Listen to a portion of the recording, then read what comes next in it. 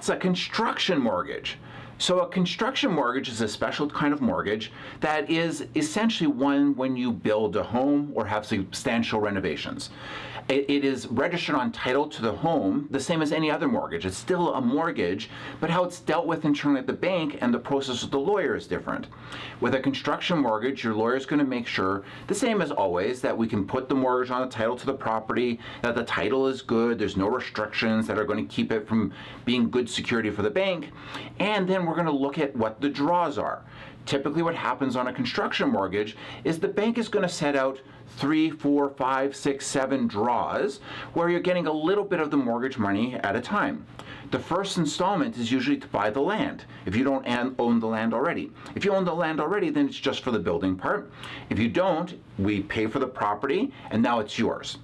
Then the bank's going to have different stages. So maybe they're going to advance a certain amount of money once the foundation is poured, or once the drywall is in, or once it's at what's called lockup. There's a number of variations that the banks use, which brings me to the next point is, how do we tell it's time to release the funds? The bank's always going to make sure on a construction mortgage that you have skin in the game, so to speak, that you have equity in the property. So you're probably going to have to pay your trades first, or they're going to run a debit, so you're going to owe the trade money. And then once that trade is done what they're doing, we release the funds. Banks, in order to trigger the release of funds, vary also.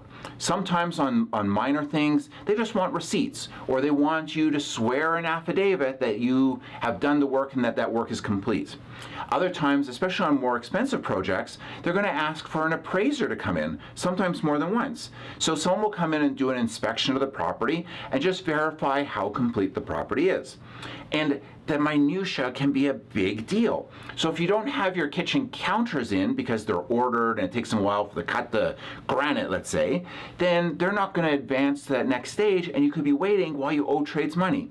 So you really want to make sure that this is coordinated. Don't take it as a matter of course. When you set it up with your bank person or your mortgage person, that you've set up the construction mortgage in a way that's going to work for your particular project and how your trades are going to want to get paid.